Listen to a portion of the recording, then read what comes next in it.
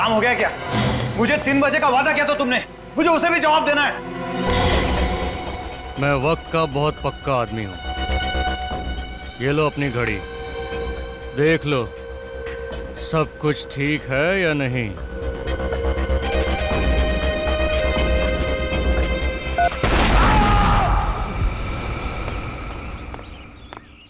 अरे भैया संभाल के, धीरे धीरे। देखो इसमें मेरी बहुत महंगी क्रॉकरी है, पढ़ो। ग्लास हैंडल विथ केयर, संभाल के लेके जाओ। चिंता मत कीजिए मैडम जी, कुछ नहीं टूटेगा। अरे चिंता कैसे ना करूं? इसमें से अगर एक भी सामान टूटा ना तो मैं तुमसे पैसे लूंगी। चलेगा। हाँ चलेगा, बात करने की तमीज नहीं है। अरे ये क्या है? मैंने आप लोगों से कहा था गाड़ी से सामान उतार कर सीधे अंदर ले जाना, यहाँ फैला दिया। चलिए टाइम मत वेस्ट करिए, ले जाइए अंदर। सारा सामान अंदर चाहिए मुझे, सीधे अंदर भाई। हाँ मेरी तो कुछ समझ में नहीं आ रहा है। अब क्या हुआ मिलानी? मुझे ऐसा लग रहा है कि इसमें कुछ सामान ज्यादा है। मिलानी तुम भी ना हमेशा परेशान रहती हो। ये सारा सामान हमारा ही है। मगर ऐसे चलो चलो अभी अंदर चलो। कमाल करती हो तुम भी। अब मैं मुफ्त में कोई सामान क्यों देगा? तुम कभी मेरी बात नहीं सुनोगे। हद है। तो इसमें गलत क्या कहा? बस मिलानी, जब देखो तुम मेरे से झगड़ा करने का बहाना ढूंढती रहती हो। अब बहस बंद करो और ये सब सामान समेटो। जिसको जहाँ रखना रखो। हाँ हाँ मुझे पता है, मुझे ही सब करना है। ये उठाओ, वहां रखो। वहाँ रखो।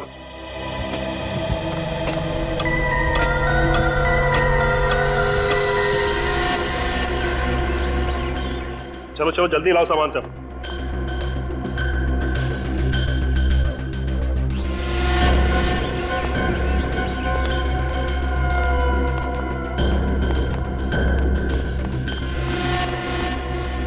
ठीक से खोला उसे।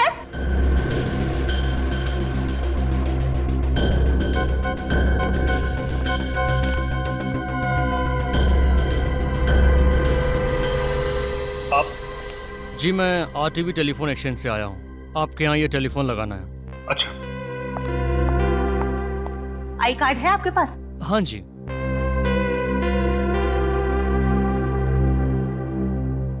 चलो छोड़ो, आप आइए मेरे साथ। टेलीफोन बेडरूम में लगा लो, आइए। जी अरे घड़ी क्या देख रही हो, काम करो जल्दी। इतना काम पड़ा है। मिलानी ये तो कह रहा है कि बेडरूम में टेलीफोन का कनेक्शन खराब हो गया, फोन यहीं हॉल में लगेगा। बेडरूम का कनेक्शन खराब है? जी मैडम। नहीं नहीं, हॉल में फोन मत लगाना। जब भी फोन बजेगा मुझे ही उठाना पड़ेगा। बेडरूम का कनेक्शन आज ही ठीक कर दो। माफ कीजिएगा मैडम, आज तो हो नहीं पाएगा। आपके घर के अलावा मुझे 2 और घरों में जाना है। अरे छोड़ो ना, तुम बिल्कुल फिक्र मत, फोन यहीं लग जाने दो। जब भी घंटी बजेगी मैं खुद आके उठाऊंगा। बस तुम उठाओगे? सुस्ती के पहाड़। ज़बान संभाल के बात करो मिलानी, जो मुंह में पक देती हो। जो तुम्हारे दिल में आए करो। हाँ। अरे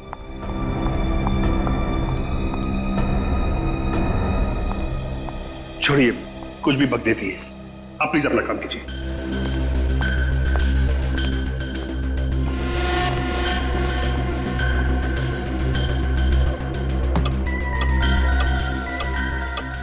अब थोड़ा ही सामान बचा है, इसे कल सजाएंगे।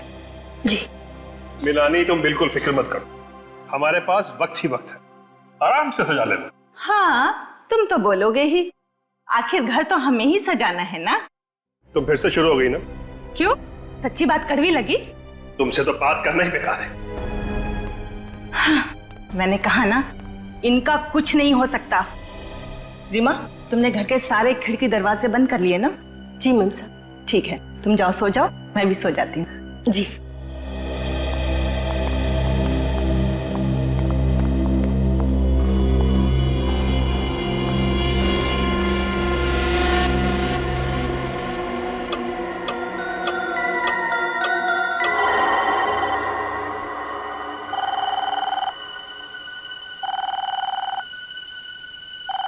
फोन की घंटी।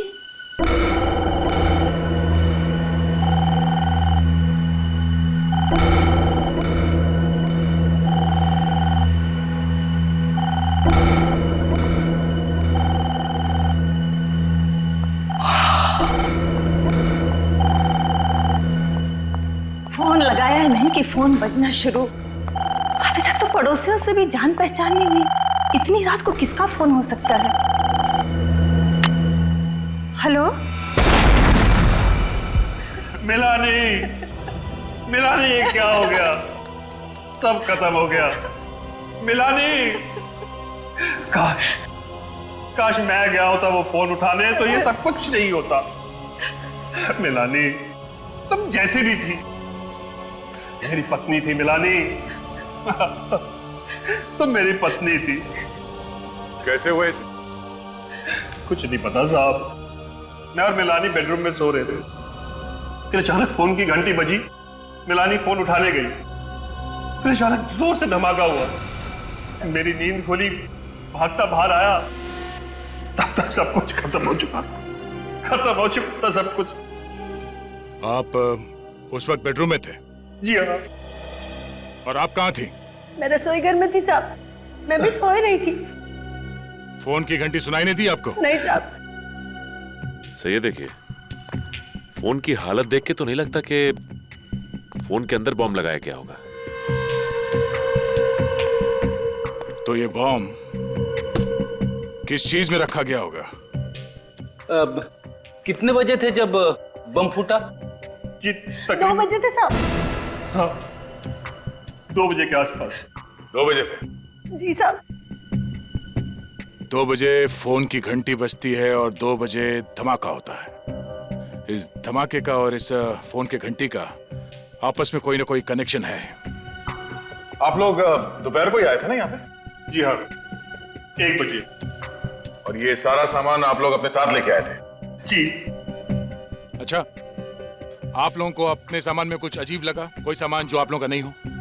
साहब मुझे तो सब कुछ ठीक लग रहा था, लेकिन मिलानी बार बार एक बात बोल रही थी, सामान कुछ ज्यादा है, सामान कुछ ज्यादा है। सामान ज्यादा है?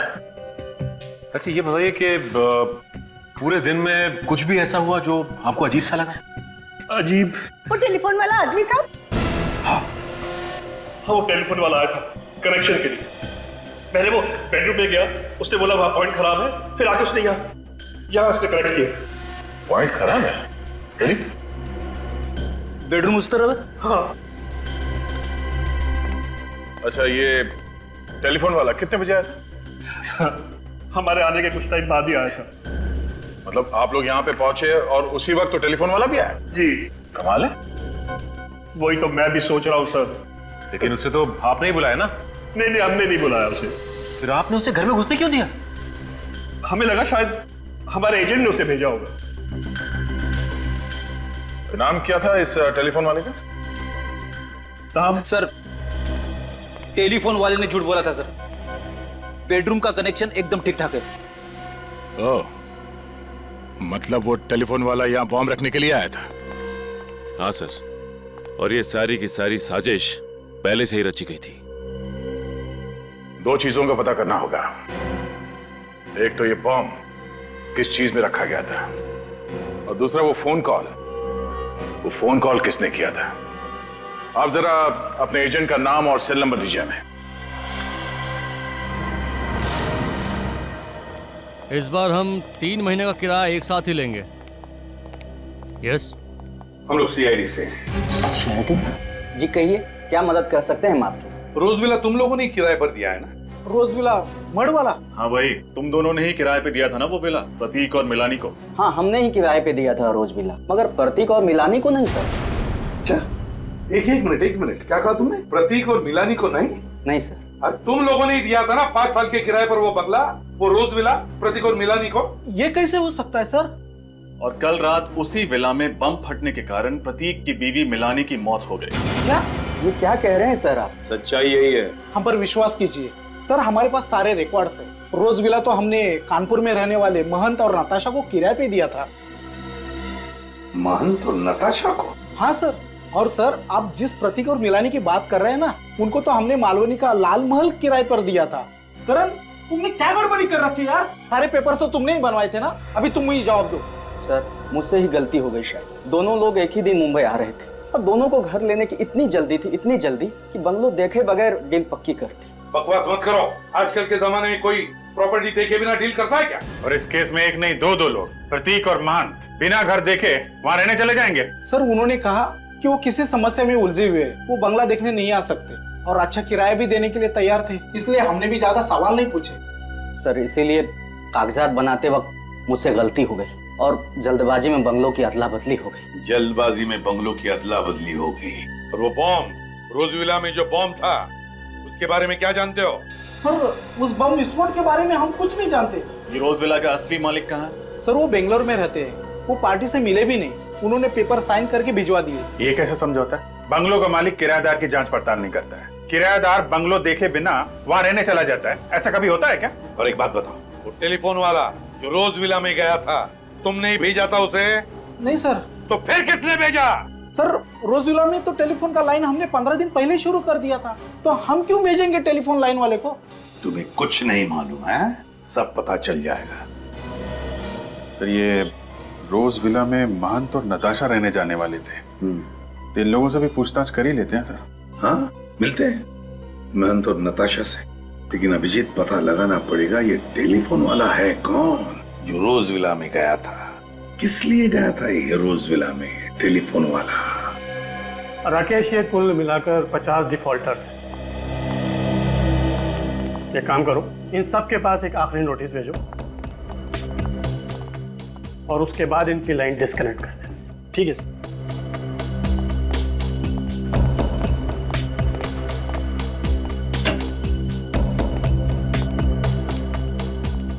आप ही आरटीबी टेलीफोन एक्सचेंज के एरिया सुपरवाइजिंग मैनेजर हैं? जी, मेरा नाम विवेन है सर।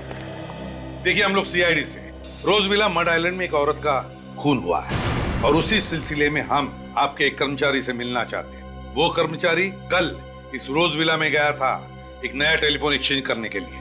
सर आप किस कर्मचारी की बात कर रहे हैं? उसका नाम तो हमें नहीं मालूम, लेकिन इन्होंने उसकी शक्ल देखी थी। एक मिनट सर। मड आइलैंड के रोज विला में कल किसको नए कनेक्शन के लिए भेजा था?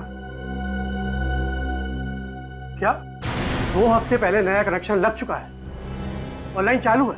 किसे भेजा था वहां पर? चंदर को। ठीक है, उसे अंदर भेजो।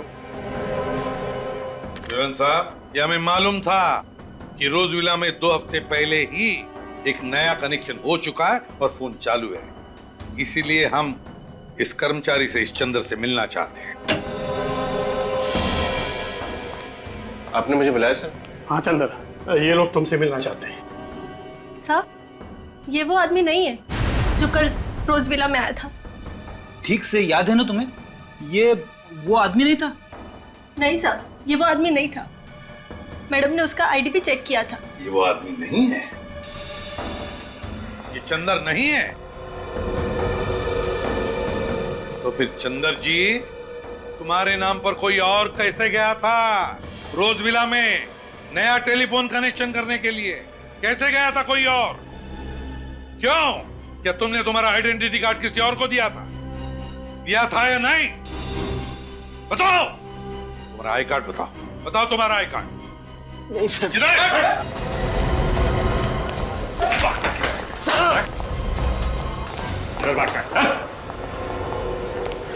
बताओ, बताओ कौन गया था तुम्हारे नाम पर? कौन गया था चंदर बनकर?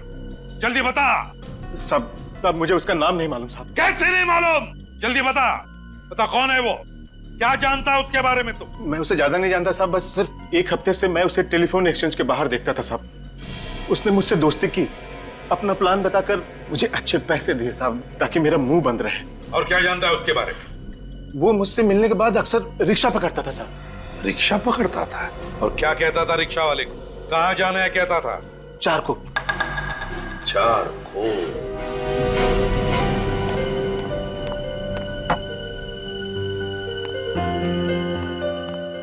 साहब जी, खाना लगा दिया है, खा लीजिए, ठंडा हो जाएगा।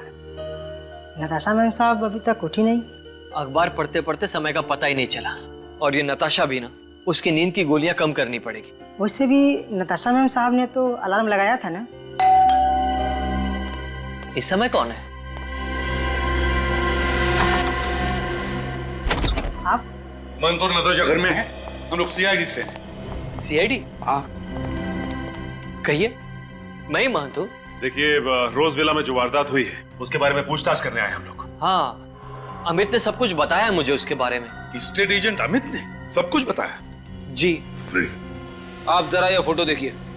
इन दोनों में से किसी को जानते हैं आप?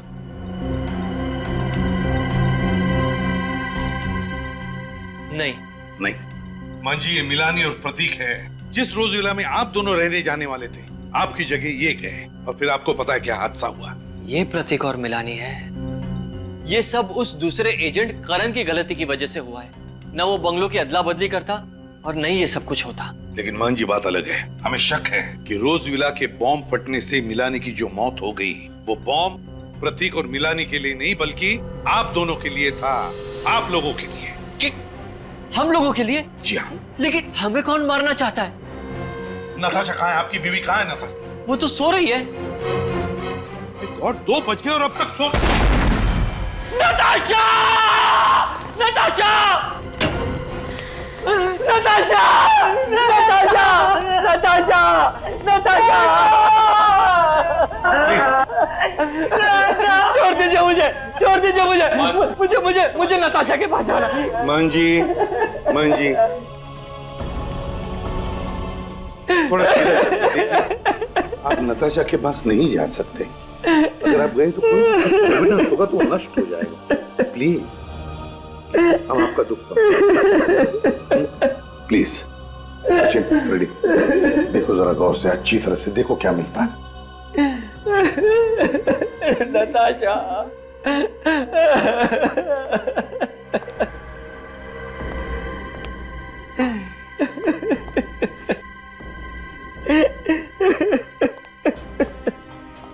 प्लीज शांत हो जाइए।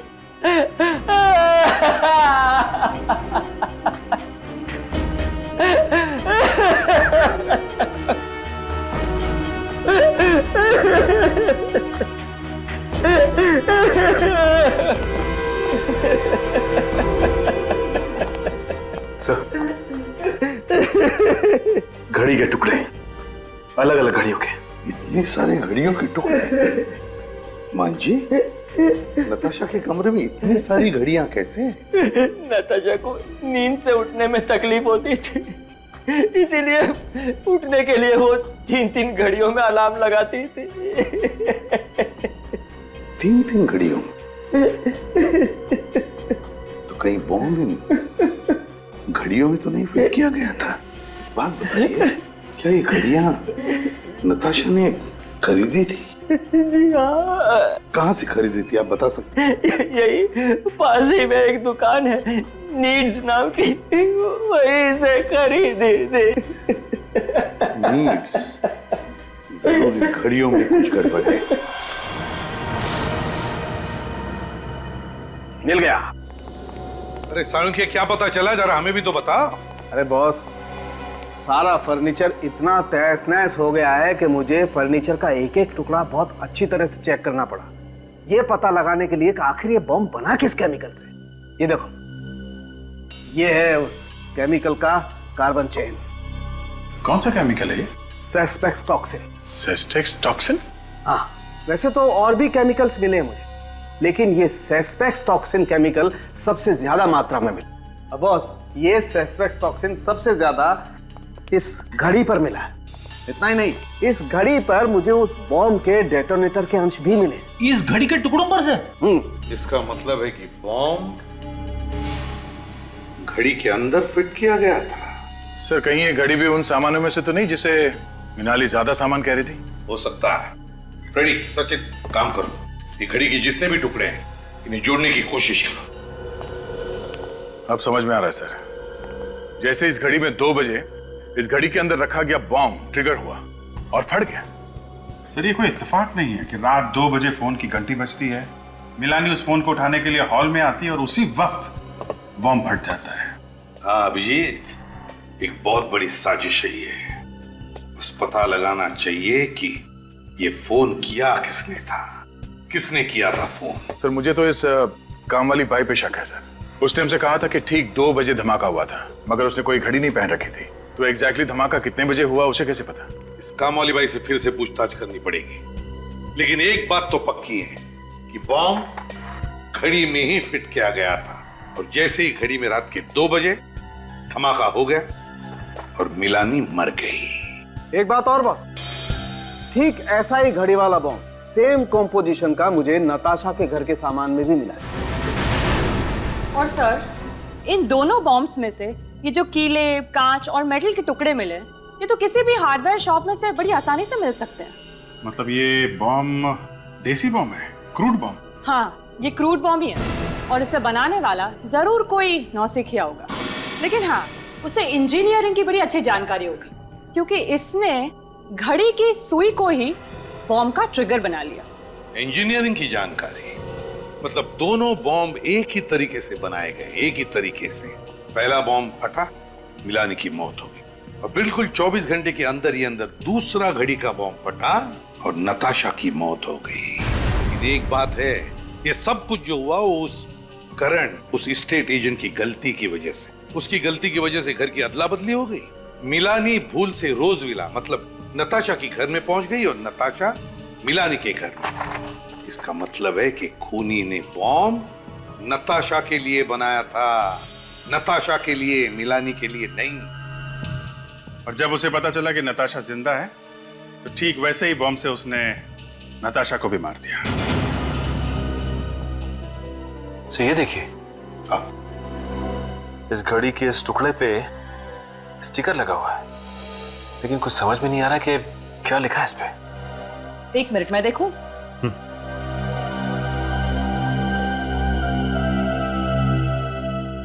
हाँ, अब देखिए, कुछ कुछ नजर आ रहा है।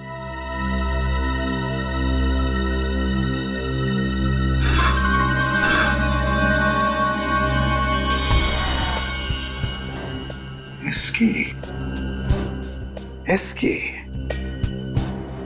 कैसा नाम है ये? एसके, कहीं ये कोई कंपनी तो नहीं जहां पर एक घड़ी बनी है, या फिर कोई दुकान जहां से ये घड़ी खरीदी गई है? ठीक से साफ सफाई करो। ये देखो कहां पे धब्बे लगे, पोंछो इसे। एक्सक्यूज मी जी, कहिए सर। जरा ये स्टिकर देख, एसके, ये आपकी दुकान का है? एसके, जी हाँ सर। सर ये स्टिकर तो मेरे दुकान का ही है सर। और तो और ये जो घड़ी का टुकड़ा है, इस घड़ी को तो मैंने पिछले हफ्ते ही बेचा था सर। आपकी इस घड़ी में एक हथियारे ने बॉम्ब फिट किया था और उस बॉम्ब के फटने से एक औरत की मौत हो गई। ये क्या कह रहे हैं सर आप? बिल्कुल ठीक कह रहे हैं। आपको याद है किसको बेची थी आपने ये घड़ी? हाँ सर, एक आदमी आया था सर इसे खरीदने के लिए। ये देखो, वो आदमी ये था। हाँ सर, ये तो वही आदमी है सर। अच्छा, इसका नाम पता कुछ मालूम है आपको? नहीं सर, ये तो नहीं पता। कुछ और बता सकते हैं इस आदमी के बारे में? हाँ सर, याद आ गया। घड़ी खरीदते वक्त वो किसी से फोन पे बात कर रहा था सर। किससे किससे बात कर रहा था सर? ये तो पता नहीं। अच्छा, आपने उसकी बातें सुनी? क्या कह रहा था, कुछ याद है? वो चारकोप के बारे में कह रहा था। चारकोप? सर, इस चंदर ने भी तुम्हें बताया था कि टेलीफोन एक्सचेंज के बाहर जो आदमी उससे मिलने आता था, वो भी रिक्शा वाले से चारकोप भी चलने के लिए कहता था। चलो चारकोप चलते हैं, शायद ये आदमी हमें वहीं पे मिलेगा।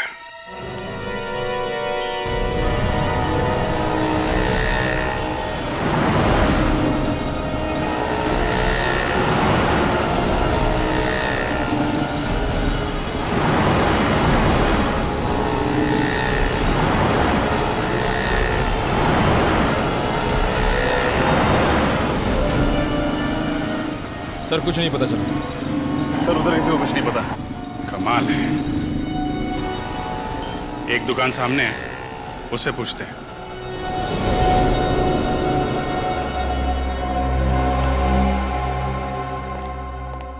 आप लोगों को क्या चाहिए साहब? हमारे सेठ बाहर गए हुए हैं। बाहर गए? जी साहब। कोई बात नहीं। आप जरा ये स्केच देखो। इस आदमी को देखा यहाँ आसपास? ये तो हमारे सेठ की तरह लग रहा है साहब। ये हमारे सेठ ही हैं। ये तो इनके सेठ निकले। खुद की इतनी बड़ी दुकान है। क्या नाम है तुम्हारे सेठ का? मकरंद साहब। मकरंद? जी साहब। निखिल, जरा वो टुकड़ा दिखाना इन्हें। ये देखिए।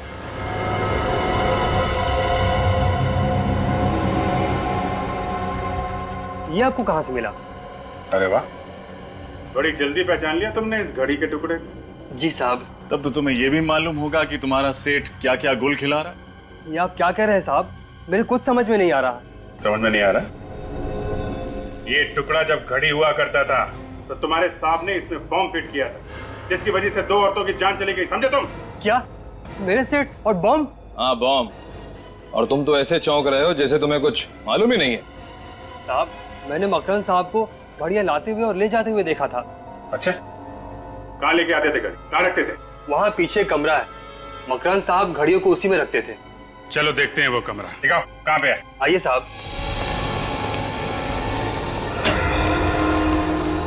देखो लाइट का स्विच कहाँ पे है। सर साहब, मकरन साहब ने कभी हमें इस कमरे के अंदर आने नहीं दिया।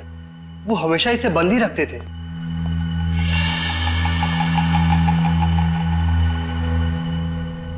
My God.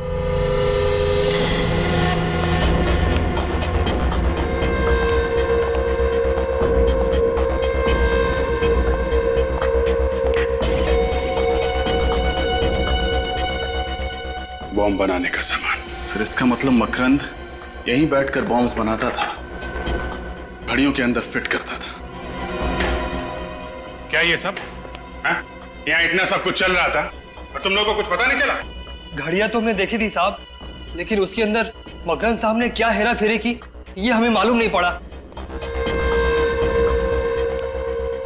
सर ये देखिए,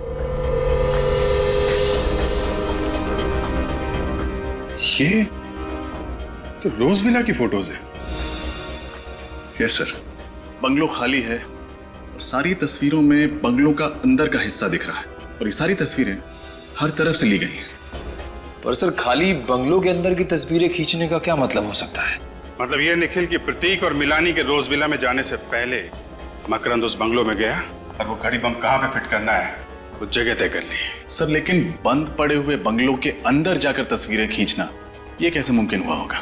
मतलब इस मकरंद के पास रोज विला की चाबी थी, किसी जान पहचान वाले ने उसे चाबी दी होगी, मगर किसने? वैसे तुम्हारे मकरंद साहब गए कहाँ हैं?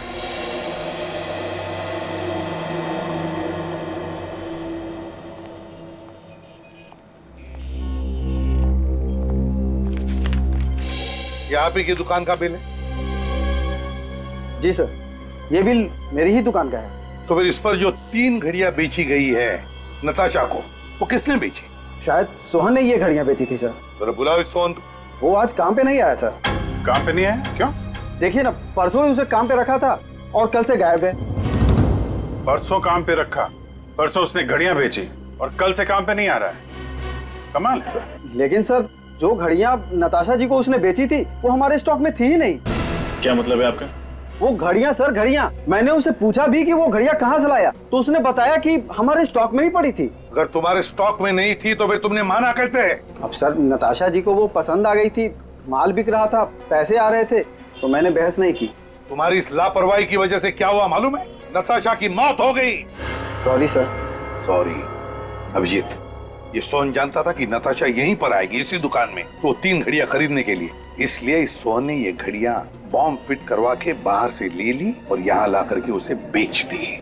मतलब सब कुछ पहले से ही तय था? हाँ, सब कुछ पहले से ही प्लान था। सोहन का पता है तुम्हारे पास? जी सर, उसने जिस नंबर से मुझे फोन किया था वो नंबर मेरे मोबाइल में होगा। नंबर दो जरा। जी, 03622 91919। 919? जी सब क्या हुआ? ये नंबर तो स्टेट एजेंट करण का है। करण का? हाँ सर, उस दिन जब हम लोग ऑफिस में गए थे तो मैंने उससे नंबर ले लिया था। लगाओ इसे, देखते हैं।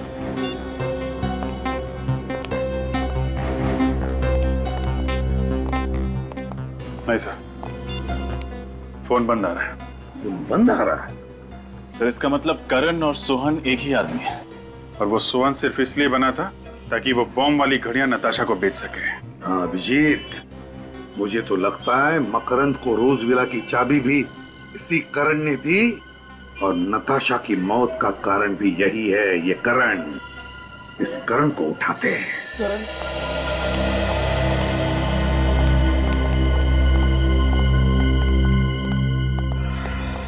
आप लोग? करण कहाँ है? आपको मालूम नहीं सर? क्या मालूम नहीं? करण की आज सुबह मौत हो गई। क्या? करण की मौत हो गई आज सुबह? कैसे? एक्सीडेंट, ट्रक ने उसे उड़ा दिया। वो हॉस्पिटल तक भी नहीं पहुंच पाया बेचारा। एक्सीडेंट या खून? क्यों एक्सीडेंट या खून? अभिजीत, मुझे तो यही लगता है ये एक्सीडेंट नहीं खून है। खूनी को पता चल गया कि हम करण को उठाकर उससे सच उगलवा लेंगे, तो उसने उसका खेल ही तमाम कर दिया। अच्छा ये बताओ, ये जो बंगलो आपस में बदले थे, ये गलती सिर्फ करण की थी या फिर? नहीं सर, वो सिर्फ करण की वजह से हुई थी। फिर भी तुम कुछ जानते हो, हमें पता है। क्या जानते हो बताओ जल्दी। देखो घबराओ मत, सच सच बताओ तो तुम्हें कुछ नहीं होगा, कोई कुछ नहीं करेगा तुम्हें। बताओ क्या जानते हो। देखिए सर, वो पिछले 2 दिन से काफी डरा हुआ है। उसके मन में कोई राज था। राज? कैसा राज? वो राज बताने से पहले उसकी मौत हो गई। क्या जानता था ये करण जिसकी वजह से उसकी मौत हो गई? करण के घर की तलाशी लेते हैं सर। सर वो इतना डरा हुआ था कि 2 दिन से ऑफिस में ही सो रहा था। क्या? 2 दिनों से वो ऑफिस में ही सो रहा था? वो घर गया ही नहीं? घर गया ही नहीं। करण 2 दिनों से घर गया ही? ये क्या है अभिजीत? पिछली बार जब हम यहाँ आए थे तब तो ये पेंटिंग नहीं थी, है ना? हाँ सर, ये 2 दिन पहले ही खरीदी है। किसने? करण ने। 2 दिन पहले करण ने ये पेंटिंग खरीदी? 2 दिन पहले? है ना बड़ी अजीब बात। एक आदमी जिसके सिर पर मौत मंडरा रही है, जो 2 दिन से डर के मारे अपने घर नहीं जाता लेकिन ऑफिस में सोता है, वो आदमी 2 दिन पहले ये पेंटिंग खरीदता है। क्यों खरीदता है ये पेंटिंग? है अच्छी है पेंटिंग, लेकिन है क्या इसमें जो करण ने इसे खरीदी? खोलकर देखे क्या?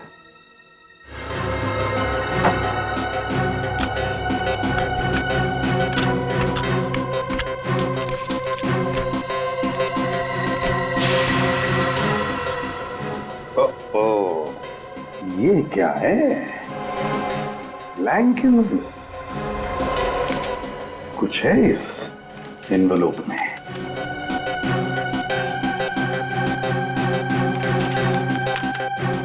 माय गॉड, तो ये है वो राज जो करण जानता था और जिसकी वजह से उसकी जान चली गई, जिसकी वजह से नताशा का खून हुआ और जिसकी वजह से मिलानी मर गई।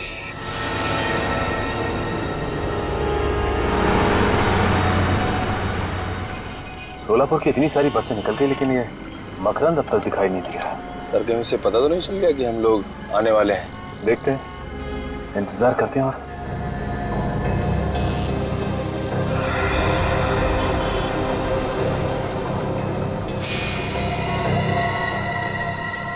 वो देखो निकल, चश्मे वाले के बगल में वो आदमी है, बिल्कुल मकरंद जैसा लगा है। हाँ सर, शायद ये मकरंद ही है। चलो जल्दी आओ।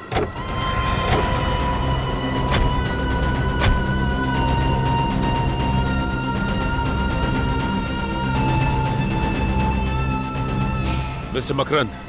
कौन हो तुम लोग और मेरा नाम कैसे जानते हो? मकरंद बाबू, हम लोग सीआईडी से। सीआईडी? अगर आप लोग सीआईडी से हैं तो मैं इसमें क्या कर सकता हूँ? कुछ नहीं, हम ही करेंगे जो करना है।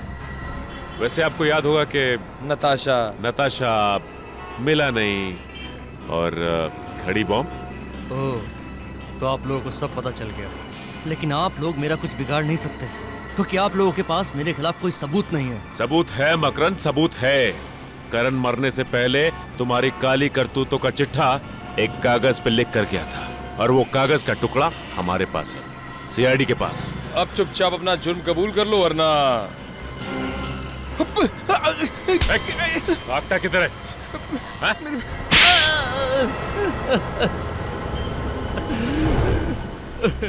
हाँ, मैं ही जिम्मेदार हूँ मिलानी, नताशा और करण के खून का।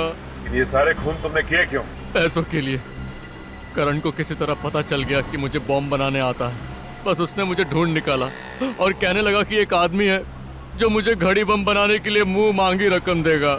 और फिर तुमने बड़ी सफाई से तो फोन मिलानी के घर के हॉल में फिट कर दिया ताकि फोन उठाने आए और उसकी मौत हो जाए। हाँ। पहले मैंने रोज विला के अंदर घुसकर अच्छी तरह जांच पड़ताल की और फिर जिस दिन प्रतीक और मिलानी वहां रहने आए, मैंने चुपके से वो घड़ी वाला कार्टून टेम्पो के अंदर रख दिया। और बाद में जब मैं टेलीफोन वाला बनकर अंदर गया तो उस वक्त मैंने देख लिया कि घड़ी वहीं लगी हुई है। तब मैंने ये ठान लिया कि मैं फोन हॉल में ही लगाऊंगा। और जिस दुकान से नताशा ने घड़ियां ली थी उसमें भी बम मैंने ही लगाया था। और करण की मौत को तुमने बड़ी सफाई से एक्सीडेंट का रूप दे दिया। करना पड़ा, क्या करता। वो आप लोगों के सामने अपनी जबान खोलने वाला था, इसलिए उसे भी रास्ते से हटाना ही पड़ा। और ये सब कुछ करने के लिए तुम्हें पैसे किसने दिए? पैसे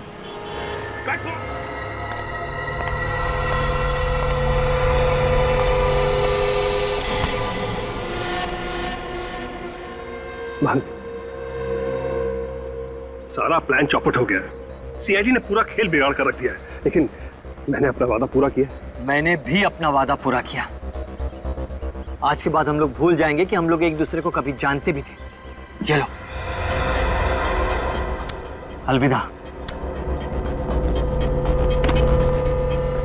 प्रतीक, नहीं, बैग को हाथ मत लगाओ। पीछे हटो। बैग खोलना नहीं, पीछे हटो। संभाल के।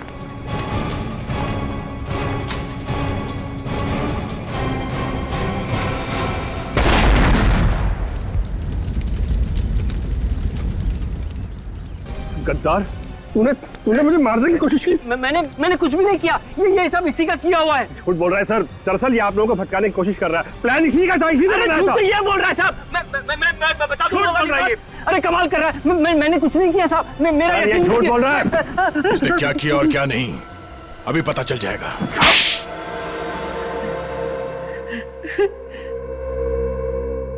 अब 3 मिनटों में तुम्हारी कहानी हम सुनाएंगे। मिलानी, नताशा, करण, तीन लोगों का खून किया है तुम लोगों ने। और तुम लोगों ने सीआईडी को झूठ बोला। हमारे सामने एक दूसरे को पहचानने से इनकार कर गए। हाँ, मगर तुम लोग 1999 से एक दूसरे को जानते थे। तुम लोगों ने मिलकर एक फैक्ट्री शुरू की और जब धंधे में नुकसान हुआ तो दोनों अलग अलग हो गए। प्रतीक तुम गए दार्जिलिंग और महंत तुम गए कानपुर। क्यों? लेकिन वो फैक्ट्री किसकी होगी इसका कोई नतीजा नहीं निकला। तो प्रतीक जी, आपने सोचा कि क्यों ना महंत जी की मौत हो जाए तो सारी फैक्ट्री आपके नाम। और फिर एक दिन अचानक तुम दोनों दोस्त बन गए और ये गहरी साजिश रची। और ये हमें कैसे पता चला? करण से। करण जो कई साल पहले तुम दोनों का नौकर हुआ करता था, उसी ने तुम दोनों का काला चिट्ठा लिख कर रख दिया कागज पर हमारे लिए, समझे? 3 मिनट खत्म। अब तुम लोग बोलोगे और हम सुनेंगे। सही कहा आप लोगों ने। ये सब इस प्रतीक का शुरू किया हुआ है। ये हमारी फैक्ट्री की प्रॉपर्टी बेचना चाहता था। हाँ, मिलानी मुझ पर दबाव डाल रही थी क्योंकि हमारा कर्जा सर के ऊपर चढ़ चुका था। बस इसीलिए। इसलिए क्या? इसलिए इसने प्लान बनाया। इसे पता था कि हम लोग मुंबई आ रहे हैं। मुझे और मेरी बीवी नताशा को जान से मारने के लिए मकरंद की मदद से इसने रोज विला बंगलो में बॉम्ब प्लांट किया। मिस्टर प्रतीक, तुम्हें तो मालूम था कि रोज विला में बॉम्ब लगा हुआ है, फिर तुम अपनी पत्नी के साथ वहां रहने क्यों चले गए? सर, मिलानी की रोज रोज की नोक झोंक से मैं परेशान हो चुका था, थक चुका था। वो मुझे डिवोर्स देने को तैयार नहीं थी। इसलिए जब मुझे पता चला कि करण से गलती हो चुकी है तो मैंने सोचा क्यों ना इस मौके का फायदा उठाया जाए और इसी बहाने मिलानी से अपना पीछा भी छुड़ा लिया जाए। और मिस्टर महंत, जब आपको पता चल चुका था कि प्रतीक आप दोनों की जान लेना चाहता है तो आपको सीआईडी के पास आना चाहिए था। आप हमारे पास क्यों नहीं आए? क्योंकि ये भी दूध का धुलावा नहीं है सर। मिलानी के मौत के कुछ घंटों बाद ही इसने मुझे फोन पर धमकी दी और हमारी पुरानी जगह पर मिलने को कहा। कुछ साबित नहीं कर पाओगे मान तुम? इससे कोई फायदा नहीं होने वाला। बिना मेरे फायदे के मैं अपना वक्त बर्बाद नहीं करता प्रतीक, नेवर।